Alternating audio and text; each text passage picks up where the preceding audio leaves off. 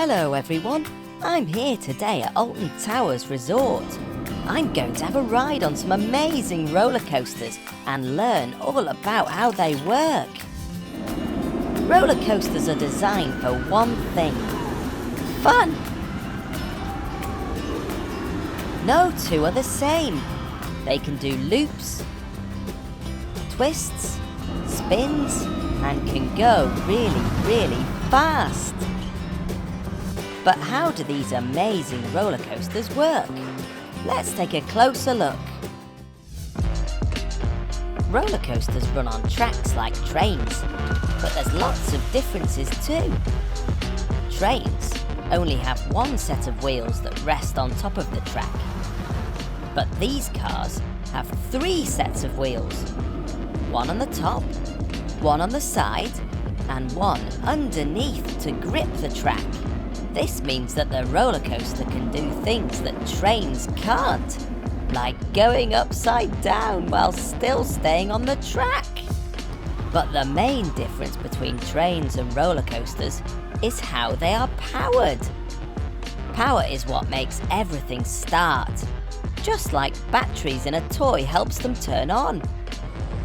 A roller coaster car doesn't have an engine for power, so to get the car moving fast along the track, it first needs to be pulled to the top of a very big hill. On this ride called Nemesis, a long chain pulls the car all the way to the top.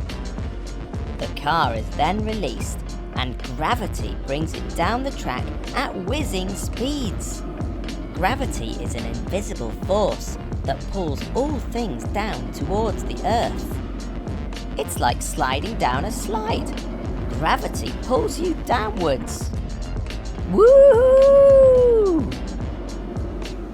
This ride, Oblivion, works in the same way. The chains slowly pull the car up to the top, which makes the people on the ride very nervous. Wow! Look how high that is! This ride is a straight drop, which means there is only one way down. Scary!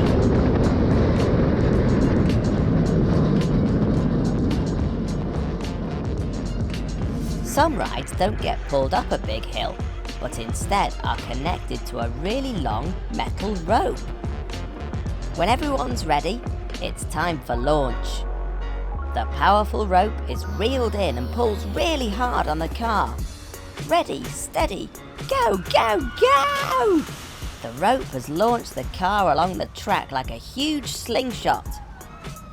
This ride's called Rita, and it can accelerate from 0 to 60 miles per hour in just 2.5 seconds. That's as fast as a racing car. When this ride needs to slow down, powerful magnets rise up and use magnetic force to slow down the car. A final set of brakes hold the train in place, bringing the ride to a stop. With all these twists, turns and loops, roller coasters have to be really safe. So all the people who work at Alton Towers work hard to make sure everyone on the ride is secure by loading them onto the ride carefully and checking their seatbelts. Clever computers triple check the safety of all passengers too. But roller coasters don't just carry people. At this roller coaster restaurant, it's food and drinks that ride the roller coasters. When the food is ready, they're sent down the track straight to your table. Yum, yum.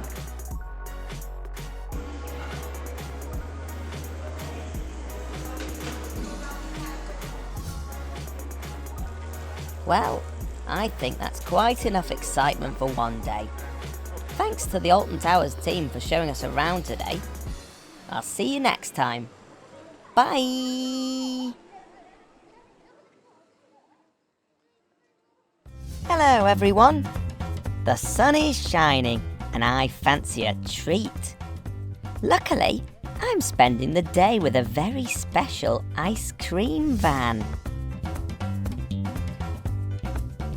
This is Mr. Tee, and he drives his ice cream van all over the place to serve lucky people delicious ice cream.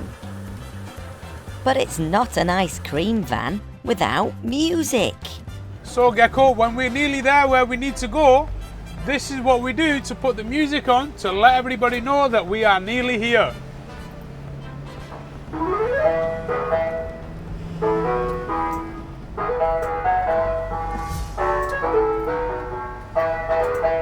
When Mr. Tee arrives, he can move into the back of the van and serve beautiful ice cream straight away. Hi Gecko! Hello, Mr. Tee. So welcome to my van, Gecko, and this is all the lovely treats that we put on the ice creams. Got lots of different sweets. Look at these lovely snakes. From the back of this wonderful van, Mr. Tee can create some amazing things. Slushies, hot waffles, and of course, ice creams. So what I'm going to do now is show you how we make our magic ice cream. Get out a gallon of famous ice cream, take the top off, and then we pour it into the hopper. Ice cream is made from milk, cream, eggs, and sugar. Mr. Tee's special ice cream machine is like a super fast freezer, and the liquids poured into the machine are frozen in just 1 minute. When things are frozen, they become harder and colder than they were before. Mr. Tee is more than just an ordinary ice cream man. He's always thinking of new ice cream ideas. So as well as making ice cream cones, he makes ice cream trays for people to share, with lots of sweeties, sauces, and treats on top. There's nothing that puts a smile on people's faces like a lovely ice cream from Mr. Tee. Everyone loves ice cream vans. Grown-ups, children, and even pirates love ice cream. Wow, this all looks delicious. £2 then, please. Ice cream and sweeties are a treat. So remember, don't ask your mummy or daddy to have them every day. What's your favourite flavour ice cream, Mr. Tee? And my favourite ice cream is the Bubblicious bubblegum tray with lots of pink and blue bottles and of course the lovely Hubba Bubba Bubblies. Mr. Tee served lots of happy customers today. But is there one person who hasn't had an ice cream yet, Mr. Tee?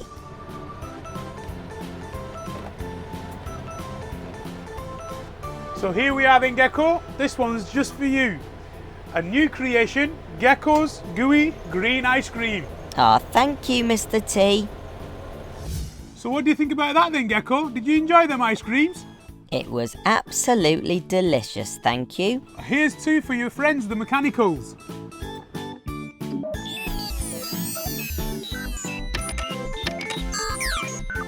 Bye, guys. Thank you very much to the legend that is Mr. Tee for showing us his amazing ice cream van today. We'll see you again soon for more Gecko's Real Vehicles. Bye! Hello everyone, Gecko here. I'm here at the tarmac quarry to meet an amazing freight train. Behind me is the locomotive. This is the part of the train that has the engine inside it, and it's where the driver sits. And these are the wagons. Wow! There's loads of them. Look, the locomotive is being connected to that long chain of wagons. These parts are called buffers. Buffers slow down the locomotive and the wagons at the last second and stop them crashing into each other. These big hooks are connected to each other. This is called coupling. These pipes connect the air brakes from the locomotive to the wagons. That's so the train can stop. Blue Mechanical, what are you doing in that wagon? Well, okay. I suppose you can't cause any damage in there. Please just stay out of trouble whilst I go and learn how you drive a freight train. This is Matt, and he's operations manager here. Let's go and have a sneak peek inside the driver's cab. So Matt, how do you drive a freight train? Right, Gecko, thanks for asking. Very, very simply, we have a power throttle here, that makes us go faster. And if we want to stop, we have some braking systems. We have two. One, if we're only a locomotive by ourselves, and the other one if we've got wagons attached. If it goes really wrong, we hit the red button, and this stops us immediately. And for any naughty people we see on the track, we sound our horn to let them know we're coming. This freight train works really hard, taking special stone all over the country. This stone is used to build houses, roads, and even schools. First, the stone has to be blasted from the ground. Big trucks like excavators and dump trucks work together to move this stone around. The stone is then crushed to make all of the pieces much smaller. But how do they get this stone from the quarry all the way over to the train's wagons? Well, inside these tunnels are amazing things called conveyor belts. They're a bit like magic moving carpets. They carry the stone all the way up and across to where the train's parked. And the conveyor belt finishes here, just above the wagons. The stone falls out of a chute into the empty wagons. Amazing! When each wagon is full, the driver drives the train forwards, ready for the next empty wagon to be loaded up. And that's it. The wagons are all full, so it's time for the train to start its journey. Oh no! I totally forgot. Blue Mechanical's still in one of the wagons. Sit tight, Blue. We'll catch up with you at the next tarmac depot. The train will now travel through this beautiful countryside for 2 hours before it arrives in the city, ready to be unloaded and turned into special building material. Freight trains are amazing because they can carry so much stuff. Over 30 houses could be built from all of the stone carried in this one train. More wagons mean less lorries on the road too, because this freight train carries the same amount as 70 lorries. Wow! And here's the train, right on time. This is the Tarmac Cross Green Depot in Leeds. The train drives along the tracks and into this shed called the Rail Offload Shed. This is Phil, and he's the rail offloader. He can talk to the driver on this walkie-talkie and ask him to stop or go. Once the first set of wagons are in the shed, Phil can empty the stone out. Hop out, Blue Mechanical, before the stone disappears. Woof! Phil pulls these levers, and the doors on the bottom of the wagon open. Wow, that was close, Blue. All of the stone slides out of the bottom, a bit like water going down the plug hole in the bath. The stone falls down below onto another conveyor belt, which carries the stone up and into the tarmac plant, where it can be mixed with other ingredients and turned into concrete or asphalt. That's the stuff that's used to build houses, schools, hospitals and roads. The final step is for big trucks to load up and take the material to building sites ready for construction. I've loved learning all about the important job that freight trains do.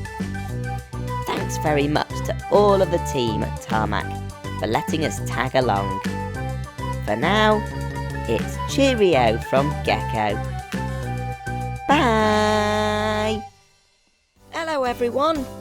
I'm here at the Hoylake Lifeboat Station, where I'm going to go sailing on this huge lifeboat behind me. Lifeboats are very important boats because they are life-saving boats. They rescue people who are in trouble out at sea. And look! This massive tractor is used to take the boat down to the beach and launch it into the sea. Just look at those caterpillar tracks. But the lifeboat wouldn't be any use without the amazing crew that sail her and look after her. Here come the crew now to get ready for launch.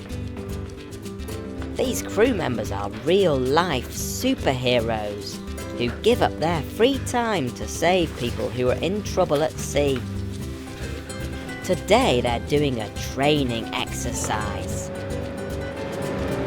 Look at the lifeboat coming out of the station now.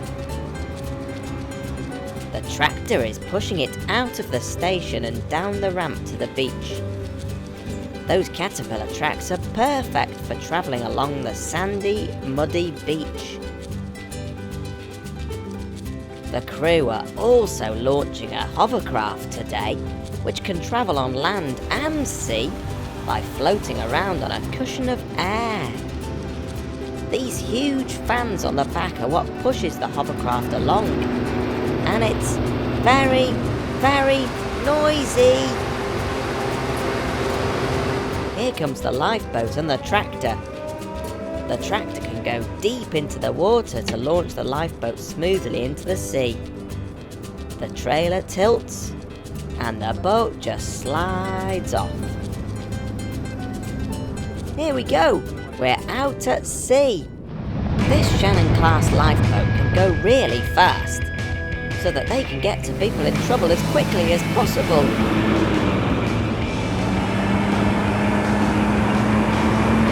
This is Andy. He's the coxswain, which means he's in charge of the lifeboat today. And this is Matt, the deputy coxswain and driver of the boat. What are you doing now, Andy? Now we're going to do a man overboard exercise. What will happen is one of our guys will go in the water now, and then we'll pick them up. This brave member of the crew has volunteered to get in the cold water so that the rest of the crew can practice how to pull somebody out again. On the bow!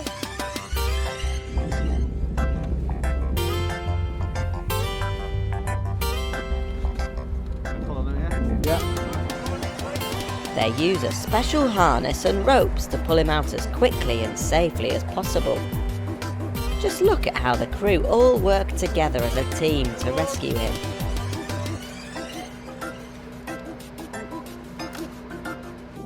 Do you want to have a look inside the lifeboat? Come on, Andy's going to give us a quick tour. So the first seat we come to is a crew seat or a doctor's seat. So if we have to take a doctor out, the doctor would sit there. Then we've got Alistair sitting here. He's the navigator today, so he's keeping us safe and in deep water. As we come further back, we've got the coxswain's seat. So the coxswain sits in the middle of the boat and he's able to look at everything that's going on around the boat. Alongside the coxswain we have the mechanic's seat. He's looking after the engines and he has all the controls he needs for operating anything we need during the journey out to rescue someone. We've got the radar seat. The radar is a great piece of equipment. The radar will see in the dark or it'll see through fog when we can't see anything. And then we have the helmsman's seat. This is where the lifeboat's driven from.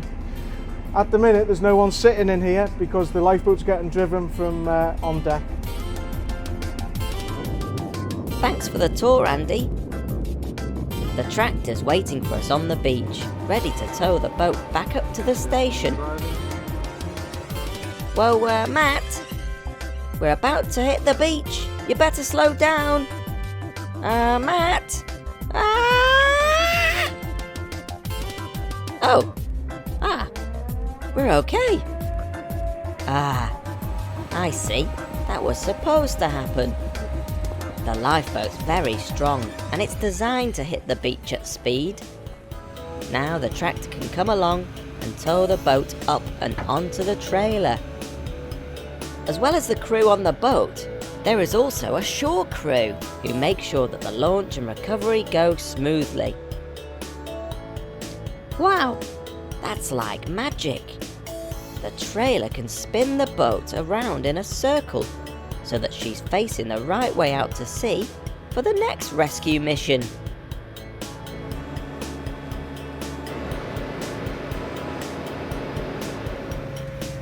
A long day at sea, now it's time to head back.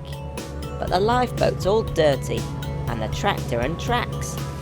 So the crew at the station all wash, scrub and clean. They really look after their rescue machine. It's very important to look after the boat so that she works for a long, long time. The crew take great pride in looking after the lifeboat because they know she's special. The crew are members of the RNLI, which is a charity where kind people donate money to buy equipment, like this beautiful boat. And it's these brave volunteers who go out and rescue people. I've had a fantastic time with the crew of the RNLI Hoylake on board this incredible boat. Thanks everyone for watching. Bye!